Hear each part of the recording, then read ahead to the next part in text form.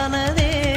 காதல் என்ற மந்திரத்தின் மாயம் என்ன, கல்லும் முள்ளும் இப்போது பூவானதே. வானவில்லின் துண்டொன்று மண்ணில் வந்து யாருக்கும் சொல்லாமல் பெண்ணானதே. தென்மேற்கு பருவக்காற்று